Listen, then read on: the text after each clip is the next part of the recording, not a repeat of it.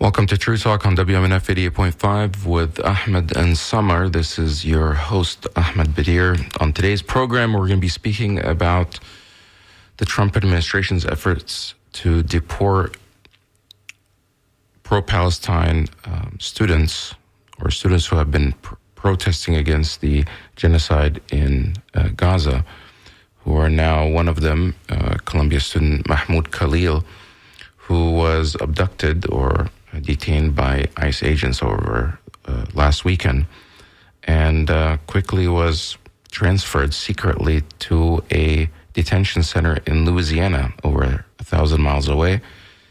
And there were efforts to try to deport him. That has been stopped for now or halted by a federal judge. But what does it mean for the greater question of, because this person, Mahmoud Khalil, has not been charged with any crime, he has not committed any crime. However, they're simply saying that his views or the things he's advocating for are not aligned with the U.S. foreign policy. It sounds like free speech, protected by the Constitution itself, and it's going to serve as a litmus test for what's to come with this administration. And Trump has promised to do the same with many other students and deport them off. Now, Mahmoud Khalil is actually a lawful permanent resident, which also known as a green card holder, and you can't just simply revoke green cards without due process. So that's going to be our conversation today, and maybe also if we have time, we'll get it to your phone calls. This is True Talk on WMNF. We'll be right back.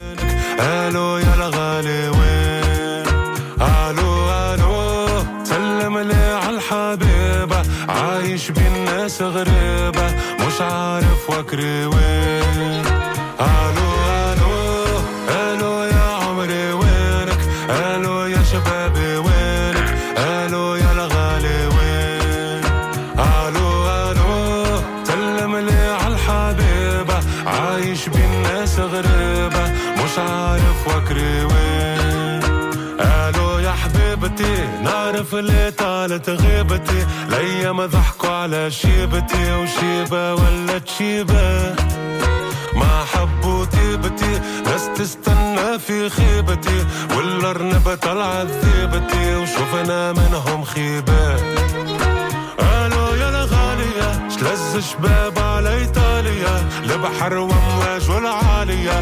وغرقين وغرقات وحمام وجاليه ذات يميني وشماليه وفكري كان في الماليه الوحش كبر يا الاخوات الو الو الو يا عمري وينك الو يا شبابي وينك الو يا الغالي وين الو الو سلم لي عالحبيبه عايش بالناس غريبه مش عارف وكري وين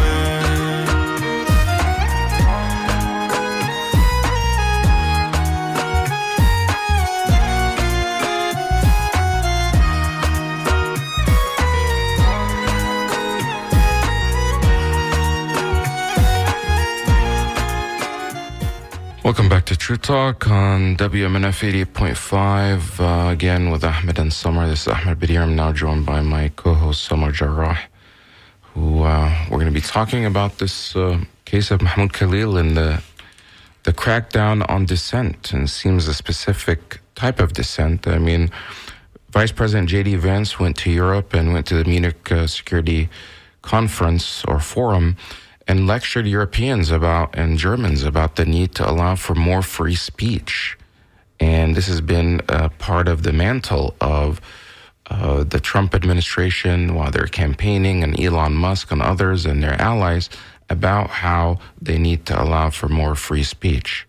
However, by looking at the type of speech that they're referring to, not all speech seems to be something that they support, because pro-Palestine speech or anti-genocide, anti-Israel speech seems not to be tolerated by this administration. Case in point, the arrest of Mahmoud Khalil.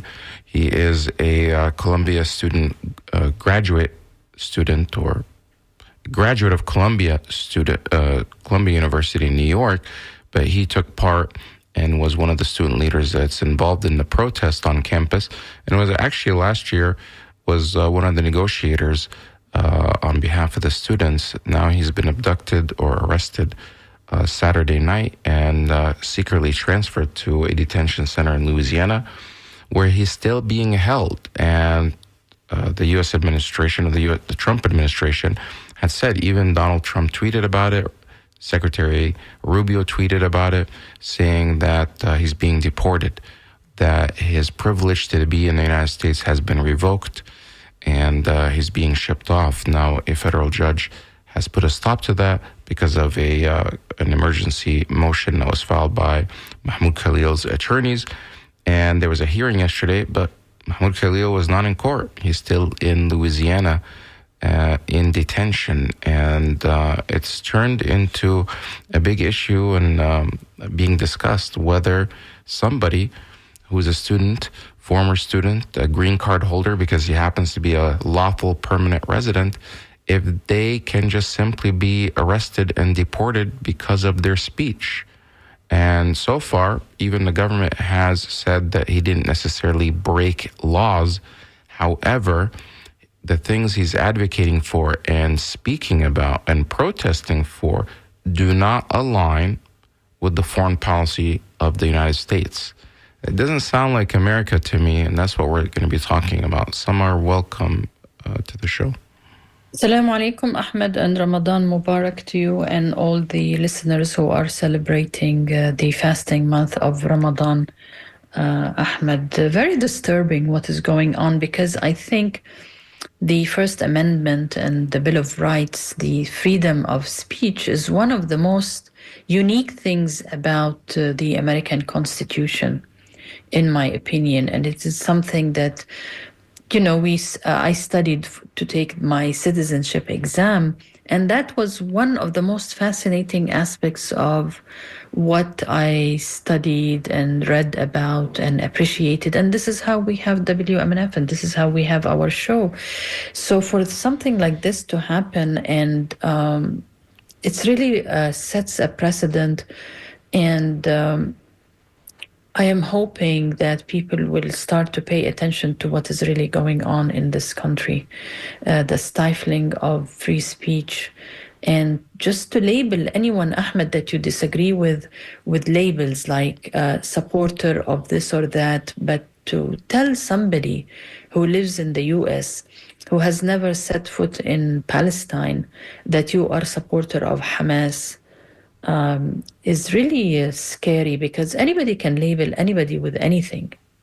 Right. And they've been saying that for a while. Even Elon Musk and others, they've been depicting these protesters all over the country that are protesting the genocide. They're against what Israel is doing. They're against the murderers, the mass casualties in Gaza by Israel, which Amnesty International has called a genocide.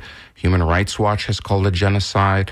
The International Criminal Court has issued arrest warrants for the perpetrators of this genocide, Netanyahu and Gallant, the Prime Minister and Defense Minister.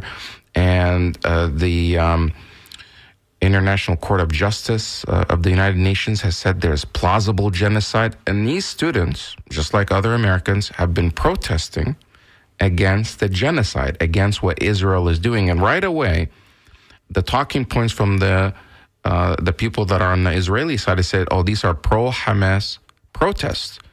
None of these, I've gone to some of these protests, I didn't see anyone promoting Hamas or supporting Hamas.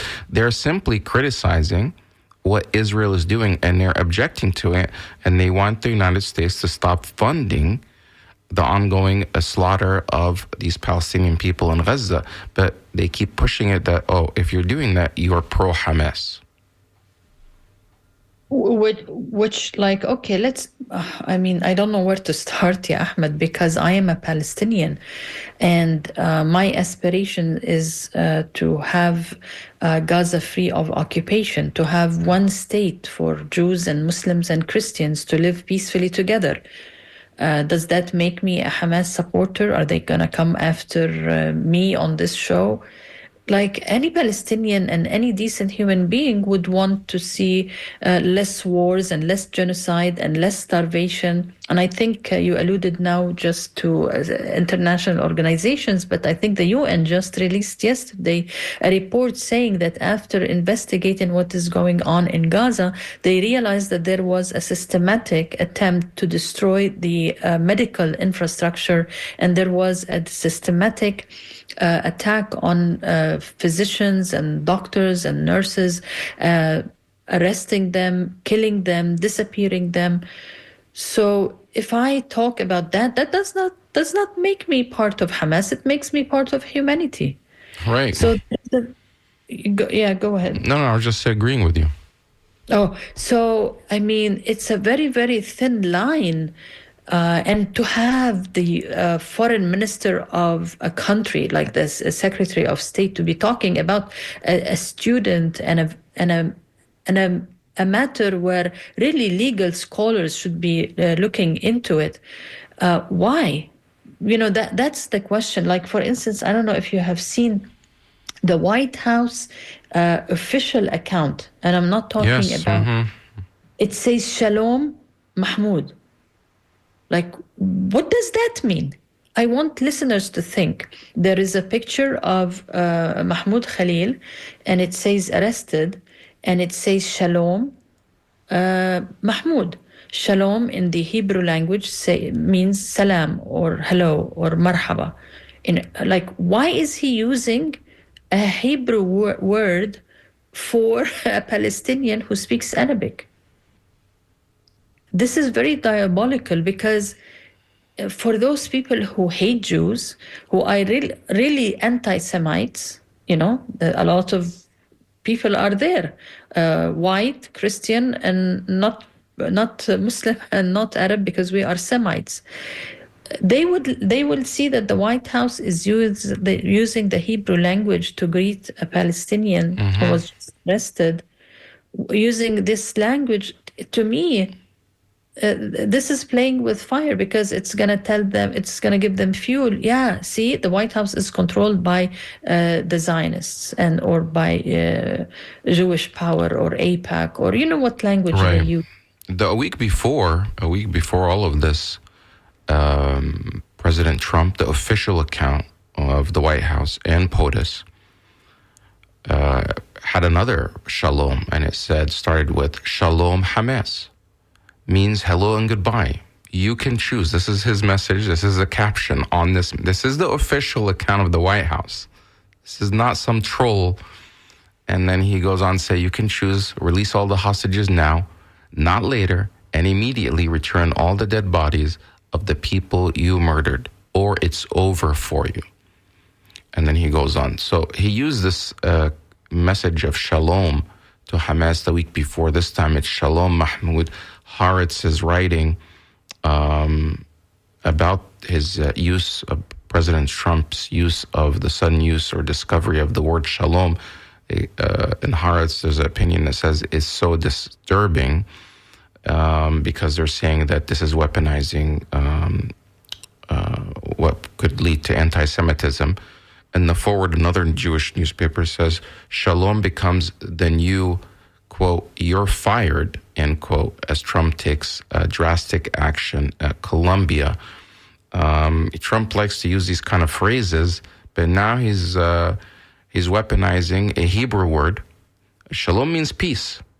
And you don't say to somebody, of course, he's being, kind of sarcastic or, to kind of just, but it's at the same time you're using against the Palestinian to try to humiliate even more. But you're the most powerful president or most powerful man in the world, literally. You're the head of the most powerful military, of the most powerful country in the world. And you're bringing all that weight on a grad student, a 30-year-old grad student from Columbia University that doesn't have the resources to push back, and making him and calling him that he's Hamas and putting his life in danger. And this is a result of a years-long campaign by anti-Palestinians, pro-Israel groups on campus, led by, some of them are not even American at all. Some of them, in fact, are just 100% Israelis that are in New York that have been whipping up this type of frenzy against pro-Palestine, anti-genocide protesters, young people, doxing them, publishing their information online, where they live, information about them, trying to get them fired, trying to get them expelled from school, trying to get the U.S. government or law enforcement after them at any cost, all designed, what appears to be, to silence them. In fact, one of those people, a former professor at Columbia who was a visiting professor, I forgot his name, I think his name is Shafai or something, I have to pull it up. He actually tweeted at Rubio encouraging him to deport the same guy, saying now it's time to go after Mahmoud Khalil. Because, Trump had said that they're going to go after some of these students on campus and deport them. They thought they're talking about students that are here on student visas, etc. But Mahmoud Khalil is a green card holder. He's a lawful permanent resident. And that's not the same as somebody that's on a visa. And in fact, when we heard the testimony of his from his lawyer of what happened when they showed up at his house or his home, which is campus housing on campus, they told the lawyer that his visa has been revoked and he's being deported.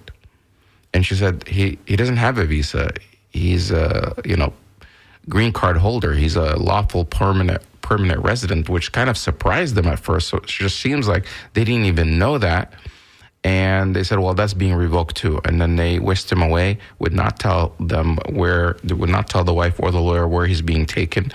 And overnight, right away, he was taken to New Jersey, out of state. And immediately the next day, flown all the way to Louisiana, over 1,000 miles away, out of the jurisdiction of New York, making it very difficult for his lawyers and legal team to defend him, which now his legal team is saying is by design, so he could be outside the reach of the New York jurisdiction in a more favorable jurisdiction. So it's, yeah. I want to go back to something you just said. So are you saying that when they arrested him, they did not know that he was a permanent green card holder?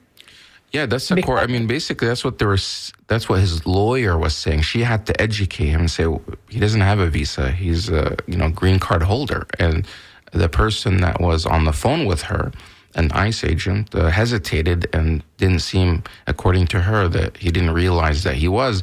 And then his quick response was, "Well, that's being revoked. That's revoked as well." Which you can't just revoke it like that. Yeah, that's why I wanted to make sure that what you said is what you said, because later, and I think you shared this information with me. Later on, they went into the laws and found out that only the Secretary of State can revoke a green card. Right. Well, this is the thing. There was a lot of confusion happening. Like legal experts kept going back and forth. How is this even possible? What's Rubio's role in all of this? Because, yeah, the State Department does issue visas, whether they're visitor visas or student visas or business visas, all types of visas. However, once you become a permanent resident, you apply for immigration, that's handled by a different department, not the State Department anymore. That's handled by Department of Homeland Security, USCIS, Customs and Immigration Services, and then also the path to citizenship is that way. So it's not really involving the State Department any longer. So there was until yesterday, it wasn't clear what justification they were using that somehow Rubio, who's the head of the State Department, can even intervene in this. And there's some sort of unknown or seldom, very rarely used, I guess, the rule that allows that if the Secretary of State themselves personally make the decision that a person's presence in the United States that's not a citizen is somehow a threat to American security, that he himself can order it revoked. I guess that's what they're saying now. Yeah, I think I found it, Ahmed. Let me read it. It's chapter 2, grounds for revocation of naturalization. And I'm quoting here, a person is subject to revocation of naturalization if the person becomes a member of or affiliated with the Communist Party, other totalitarian party, or terrorist organization within 5 years of his or her naturalization. No, that's the naturalization clause, and I think they were using that during the McCarthy era time to go after communists. But something similar related to the. So this is if you have the citizenship already. Yeah, and that's actually what people are now discussing. That even if you have the citizenship, technically under some small clause. If you've been a citizen for less than 5 years, naturalized citizen, not a natural-born citizen, that you can also be stripped of your citizenship. There's a process how they can revoke your citizenship, but it's a little bit more difficult if you're a citizen, and it's a lot more difficult if you're actually maybe, I don't know if it's close to impossible if it's been over 5 years. Since you've had your citizenship, but people that are new citizens, they could be, in jeopardy. It definitely seems like they're going after people that are, potentially vulnerable. I think maybe they thought that they can get rid of this Mahmoud Khalil quickly and without, much problems.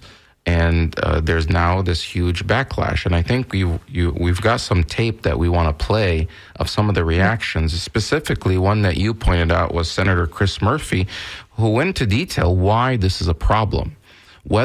It's not even whether you agree with the speech of Mahmoud Khalil or not, Mahmoud Khalil, or if you're on the side of the Palestine or the side of Israel, or it doesn't really matter if you agree with him or not, or what he was protesting for.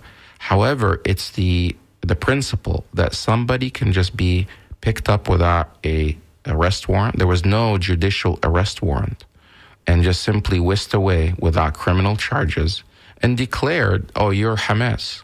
Well, don't you have to prove that he's Hamas? You have to show some evidence, and usually that's been through the court of law. So this is why it sets a very chilling effect, and people are so concerned because now they're going after Mahmoud Khalil because of his support for Palestinian rights. Who are they going to go after next once they eliminate that group? So if you want, I can play some of that, or do you have something else to say? No, please play it because it was very, very timely when he put that on Twitter. Before I play that, I want to there's less than 2 minutes where Mahmoud Khalil himself talks about who he is. Okay. So we get an idea of who Mahmoud Khalil is. I was born and raised in a Palestinian refugee camp in southern Damascus in Syria.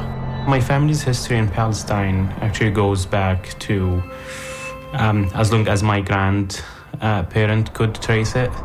They lived in a very small village right next to Tiberias. Mostly they were farmers. My grandmother, she used to tell us that she had Jewish neighbors. They would share a piece of land where they would farm it. Tiberias was one of the first cities that the Zionists targeted in 1948 with ethnic cleansing.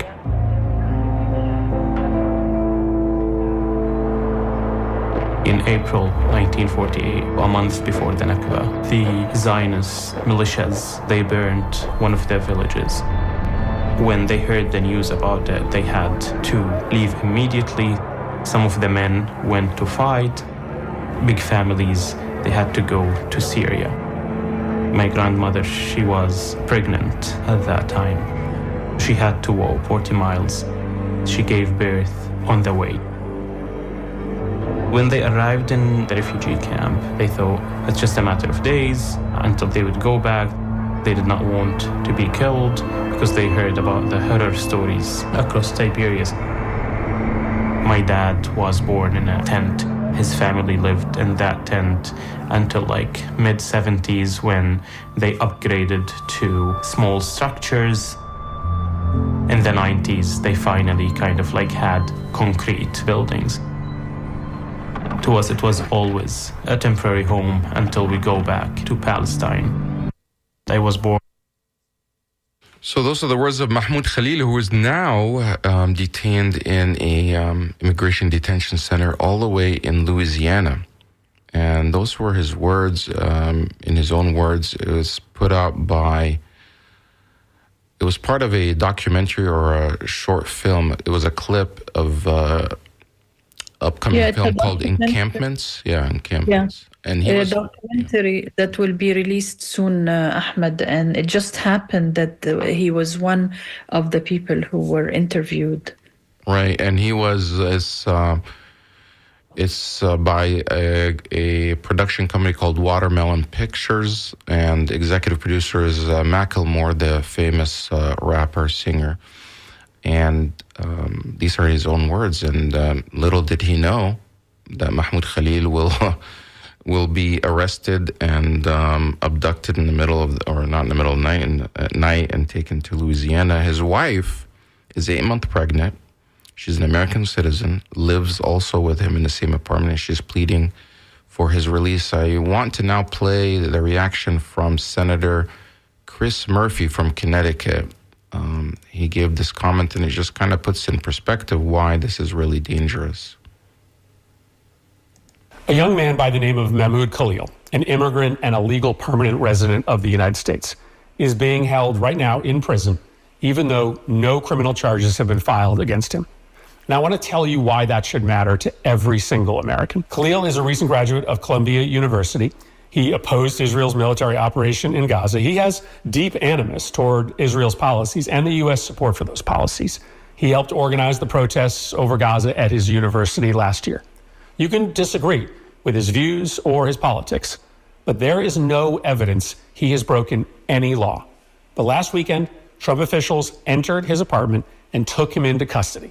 They brought him to a detention facility in New Jersey at first, but when his family went to visit him, he wasn't there. For a while, his family and his lawyer had no idea where he was. They eventually found out that he was being held in a detention facility in Louisiana, and that's where he still is today. In dictatorships, they call this practice being disappeared. No charges, no claims of criminal behavior. The White House doesn't claim he did anything criminal. He's in jail because of his political speech. And here's why everybody should care. In America, your political speech is protected, whether or not the president likes what you say. But today, if you're loyal to Donald Trump, your speech is going to be protected, even if it's hate speech. You can be Marco Ellis, an employee of Doge, who said he, quote, was racist before it was cool, and, quote, normalize Indian hate. And the vice president of the United States will tweet in your defense. But if you are disloyal to Trump, or you're organizing against Trump's political agenda, your speech could be criminalized. You could find yourself in jail. Now, Trump chose to begin by disappearing a Palestinian immigrant, hoping that his place of birth and his immigrant status would just cause people to look the other way. But we cannot. Because once it becomes normal for the regime to disappear people simply for protest against the regime's policies, once a citizen or a resident of America can be locked away with no charges against them simply because they protested, there is no going back for America. Even if you're a hardened Trump supporter, this practice should cross the line for you. Even if you disagree with Khalil's views, this practice should cross the line for you. This has nothing to do with supporting Trump. This is about supporting an American value, maybe the most important American value, protecting free speech, even if it's speech you disagree with. If our new reality is that a president can disappear an opposition protester with no charges filed against them, we are not America any longer. Today it's Mahmoud Khalil. Tomorrow it's me or you. Who could have thought that this simple... Today it's Mahmoud Khalil, and tomorrow it's me and you. That's the words of Senator Chris Murphy of Connecticut. I mean, it was right on point. it's dangerous, and it doesn't matter if you voted for Trump or who you voted for. They took an oath to uphold the Constitution. The bedrock of our Constitution is free speech, freedom of religion, free speech, being able to say what you want, as long as you're not inciting violence. Whether the government, this is the bedrock of it. That's what it means to be American. Take that away, like you said, Samar, earlier. What's left? That's it. You're desecrating. You want to be an American? You're pro-American? You know, what is it? What's the definition of an American? An American is the one that upholds and respects the documents, the founding principles of this country. And if you desecrate that, then you're un-American. And it's amazing that how many people on Capitol Hill are rallying behind Trump and making up excuses and justifying some of this behavior. Some of the women from Code Pink and activists were on Capitol Hill. I saw some videos yesterday trying to get statements from lawmakers asking them, where do you stand on Mahmoud Khalil's arrest? And so many of the people on the side of Trump, his party, say, well, he's a guest. He can just go back to where he came from. That's not the point. This is really, really dangerous.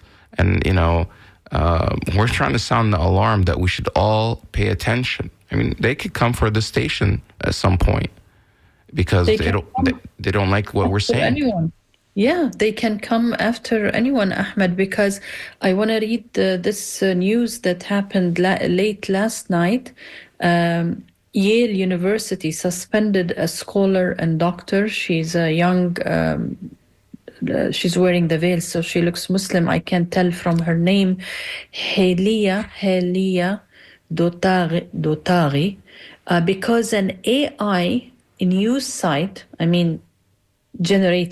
AI generated kind of accusation that she is a terrorist and she has links to terrorism. So all of a sudden she's getting all these death threats and she's getting the doxing and all her information is being public.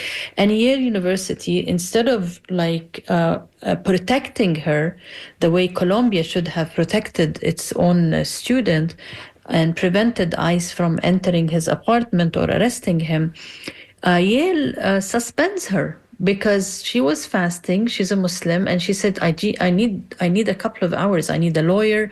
I need to gather myself. I need to be able to meet with you guys. And then they said, no, you refuse to meet with us. So they suspend her. She's young. She obviously just graduated and just started being a scholar and doctor at Yale University, and I think law department. Yeah, so it is the law school. She's a very, respected scholar of law at Yale. So nothing protects you, Ahmed. Obviously, neither your education, your scholarship, nothing protects you, and this is very, very dangerous. Who's going to protect WMNF or you or I or anybody? Really, this is very, very dangerous. And one of the organizations that is volunteering these names, I think you alluded to it without mentioning the name, is BTAR, which is a right-wing non-profit. It has a non-profit status here in America, and I would encourage people to Google it, BTAR. It's a very right-wing fringe Zionist organization based in the settlement movement in Israel. And they are the ones who are destroying people's lives and giving fuel to real anti-Semites and weaponizing anti-Semitism and making all these young, bright, future scholars and professors to intimidate them and make the rest afraid, Ahmed. But let's just remind our listeners that this is True Talk on WMNF 88.5 FM, and my co-host Ahmed Bedier and myself, Samar Jarrah. Maybe we shouldn't be mentioning our last names, Ahmed. Anyways, we are talking about an unbelievable case of Mahmoud Khalil. If you want to send your comments to dj@wmnf.org. I don't know, Ahmed, if you want to take phone calls and you want to give maybe if in a little bit. Right now, I think there's also a comment that I want to play from Mahmoud Khalil's lawyers in New York.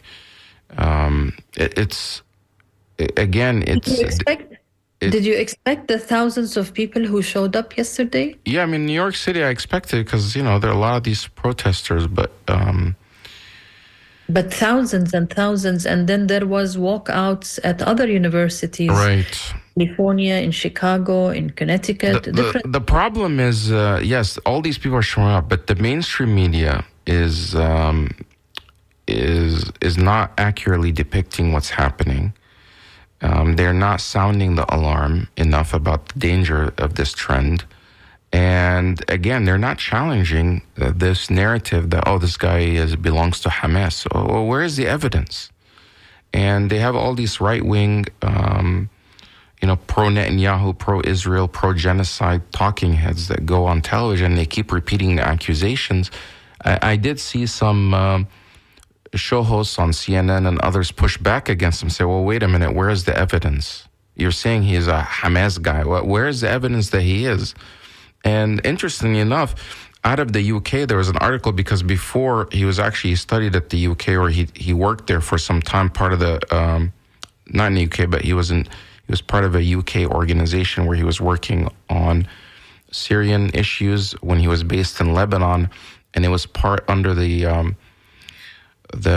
British Foreign Office, Office of Diplomacy or Soft Power or something of that sort. And they said that he was vetted and he went through a background check, and in fact even had a high security clearance, that whatever they're saying about him out of Washington, that he belongs to Hamas, is completely false. And, somebody, and the guy is just an average student, or, an average person. He was just speaking out. However, they keep attacking him that he's Hamas. And this is now just a gotcha. Oh, you're Hamas because you're opposing the genocide. We have to push back against this narrative. And Elon Musk repeats it often by just simply saying all these protests around the country are pro-Hamas protests.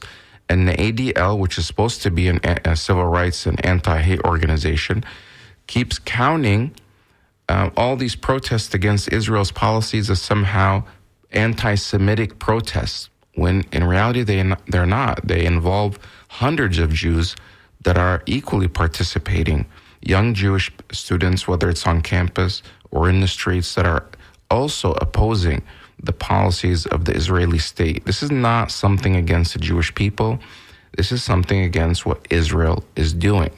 And if you're Jewish out there and you see what's happening in the name of your religion, it's being misused and weaponized to try to silence other people, I think it's incumbent on people to speak up, even if you are not sympathetic with the Palestinian side, because eventually that will be used against the Jewish people in the future. And, this is what happens in history. It's really troubling. But Samar, let me go ahead and play a clip from the lawyer of Mahmoud Khalil in New York. I think this was yesterday or the day before.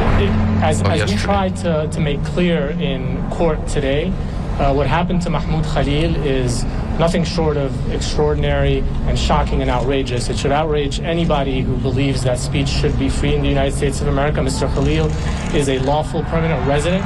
He was coming home with his U.S. citizen wife, who is 8 months pregnant, and he was taken by U.S. government agents in retaliation, essentially for exercising his First Amendment rights, for speaking up in defense of Palestinians in Gaza and beyond, for being critical of the U.S. government and of the Israeli government. Those are the reasons why he was targeted. Those are the reasons why he was detained. And that's the reason why the government also moved him to Louisiana in further retaliation for the fact that on the night of his arrest at home, he filed a habeas corpus petition in this court, which he also had a constitutional right to do. In retaliation for that, he was moved to Louisiana. to take him away from his lawyers, to take him away from accessing this court, to take him away from his family and his support network.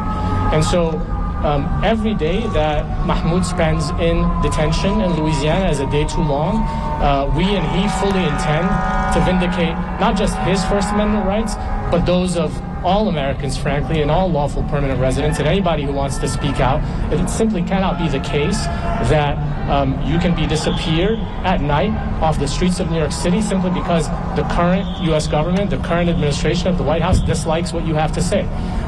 That is, not just un-American, it's also unacceptable. And so Mr. Khalil and we will fight as hard as we need to in court to bring him home to New York City as soon as possible, and that's one of the motions that is now pending before this court. It is a motion to bring him back home and to free him so that he can fight this removal case. It is absolutely unprecedented. The grounds that are being cited by the government for purportedly claiming to revoke his green card and putting him in removal proceedings. This is a person who is a lawful permanent resident. This is a U.S. person. Those grounds are vague. They are rarely used. Essentially they are a form of punishment and retaliation for the exercise of free speech. We think it won't fly in federal court. We think it won't fly in immigration court. And it certainly should not fly in the court of public opinion. I will be reading a statement on behalf of Mahmoud Khalil's wife, who does not wish to be named. My husband was kidnapped from our home, and it's shameful that the United States government continues to hold him because he stood for the rights and lives of his people. I demand his immediate release and return to our family. His disappearance has devastated our lives. Every day without him is filled with uncertainty, not just for me, but for our entire family and community. Our loved ones are struggling with the pain and fear of his sudden absence. And yet, we are not alone. So many who know and love Mahmoud have come together, refusing to stay silent. Their support is a testament to his character and to the deep injustice of what is being done to him. Mr.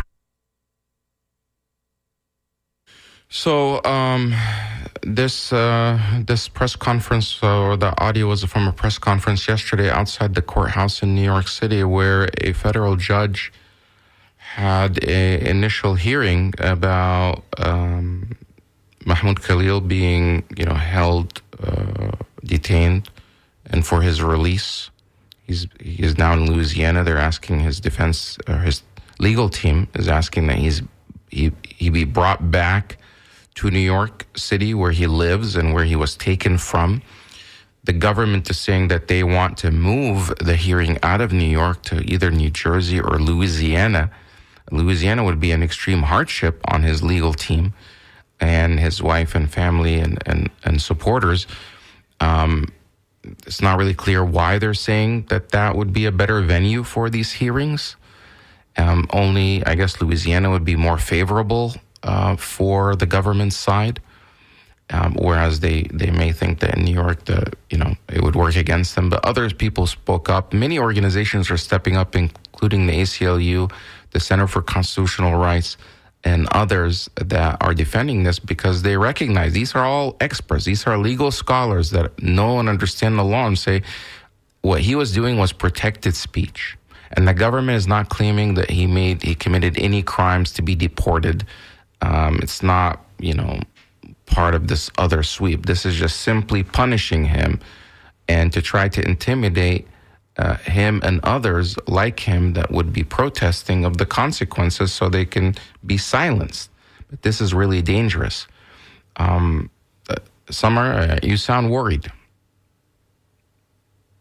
I do sound worried, Ahmed, because, like you said, the mainstream media are not really covering, for instance, that Columbia professors had a press conference because everybody was saying, okay, where is Columbia University? Why aren't they saying something? Where are the professors? They actually, many of them did a press conference, and there are so many voices who are objecting to what is happening, like the senator explained. it doesn't have anything to do with Palestine or Israel. This has to do with the American Constitution and setting a precedent, because today it is the Palestinians and people who are pro-Palestine, but tomorrow it can be people who are criticizing the FBI or criticizing ICE. And I think you told me that there is an attempt by ICE to hire companies to monitor social media. And if you want to elaborate on that, Ahmed, but this can move on and escalate to other issues. What if we disagree with Elon Musk, Doge, or I want to say something against him, or parading his son and taking him to the White House? That's my opinion. I don't think this is a very healthy thing to do to a young person. Is that criminalizing? Can right. they come? Maybe. You never. Well, you are Palestinian, so you would be an easy target. About what you were saying. Yeah, there is. The Intercept is reporting that ICE wants to know if you're posting negative things about it online, and we may have to come up with a different acronym so they don't come and start listening to us. But basically, this article, which was published February 11th, says ICE wants to hire contractors to monitor social media. And ICE is a part of the Department of Homeland Security. Stands for Immigration and Customs Enforcement. And they're basically the police arm of DHS for immigration.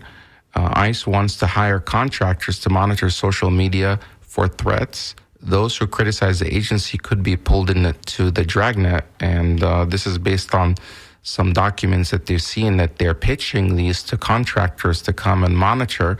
And they basically would create files on who's making these threats and where are they and et cetera. And where is that going to lead to? So these are all leading to dangerous precedents. Samar, I have a couple of calls. I'll take one or two and to see, I guess, where people stand on this. Are you concerned about free speech? Please stay on topic. Specifically about this, do you think the government has the right to just pick up anyone if they're a green card holder and just put them and accuse them of belonging to some group and then whisk them away? Is that without due process? Are you concerned about that? So if I can ask the producer to make sure, I guess, so I don't know what the name is here. Okay, there's no one there. Okay, I thought they were there, but if you do call in, please make sure you give your name. So there is another interview that was on CNN by Dalia Shemes. She's one of the attorneys for Mahmoud Khalil. She was on CNN, and here's what she had to say. I am here with you, so I was not able to be on that call. But yes, the judge did order those two calls finally to have a legally confidential, privileged call with the client.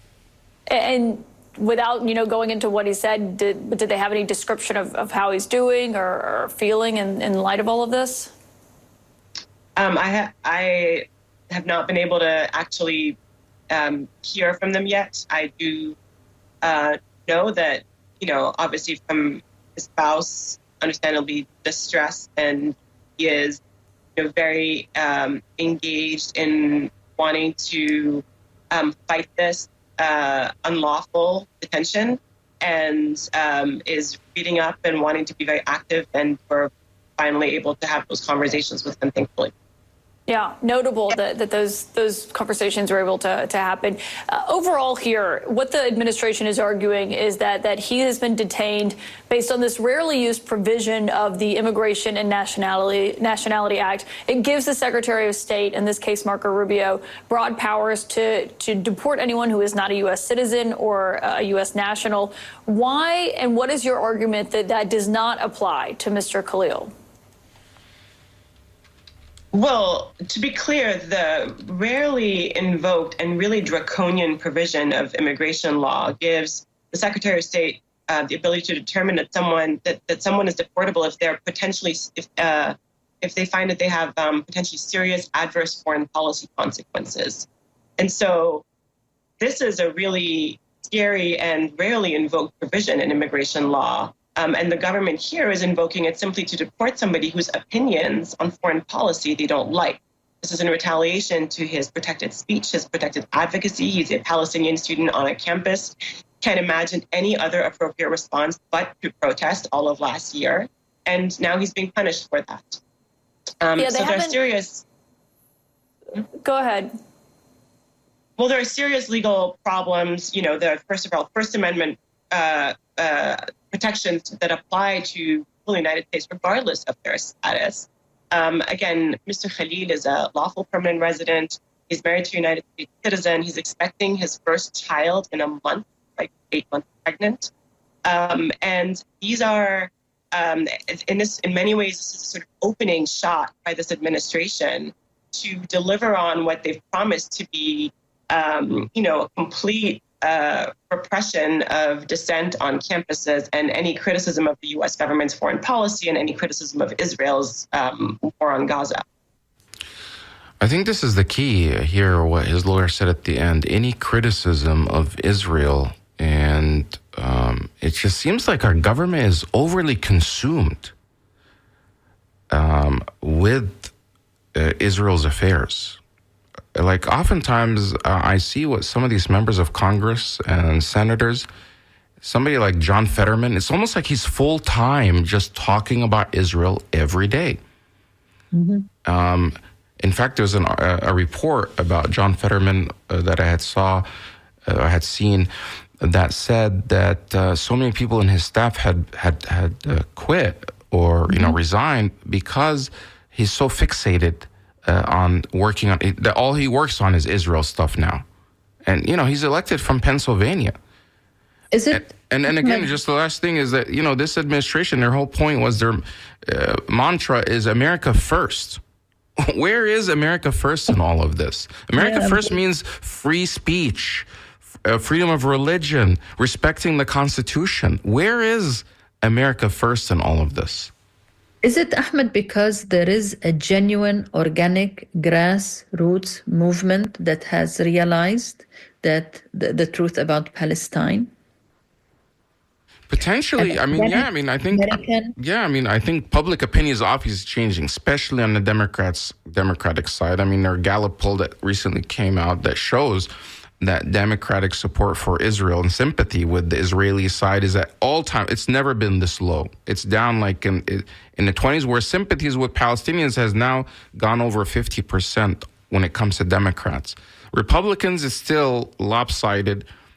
This is again according to Gallup, where 80% or so are supporting Israel, and a lot of it has to do with evangelical Christians who have this religious ideological thing that we talked about before, about that they have to somehow, part of their religion is to bless the state of Israel, even though that wasn't the case before. It's something, that phenomena that just happened in the past 80 to 100 years where this shift has happened. Ahmed, I want to go back to the statement put by Donald Trump on Twitter, because he says ICE proudly apprehended and detained Mahmoud Khalil. God knows why proudly. But he says, some of these are not students and that they are paid agitators. But that's where I am concerned is the last sentence, Ahmed. He says, we expect every one of America's colleges and universities to comply. And maybe this is why Yale University decided to suspend the scholar and the doctor without even due process. This is dangerous. It is dangerous. Yeah. Of colleges. We have so many in Tampa. Right, and they're capitulating. They are capitulating, one, to whether it's Trump or to their mega donors that are keeping. And, and it just shows you Columbia University that we're talking about, because that's where Mahmoud Khalil was, despite all their appeasement for the past year and doing everything and firing the president and getting rid and doing all those changes, the Trump administration still canceled $400 million worth of contracts, federal funding that's going to Columbia. So no amount of appeasement is going to justify. I wanted to just make an announcement that was sent to me by our news director that on Tuesday's Cafe next week, on Tuesday, we're going to play an interview between Jeremy Scahill that he did with Dr. Samar who used to be in Tampa, about Gaza truce negotiations, and about Mahmoud Khalil. That's Tuesday, 10 a.m. on 88.5 right here. Samar, the scoop is next. which we're going to play in about 30 seconds. We're out of time, but I think our listeners really need to keep an eye on what's happening with the Mahmoud Khalil case and what's happening with our government and the assault on free speech. Thank you to everybody that's called in. We couldn't get to you or that sent messages. People like Rick said, wow, I can't believe they've gone down this road as well. And yeah, I agree with you. And others that are also responding. We'll try to get back to you guys, maybe play those next week. Meet us back here next week, same time, same place. Continue with your Ramadan festivities.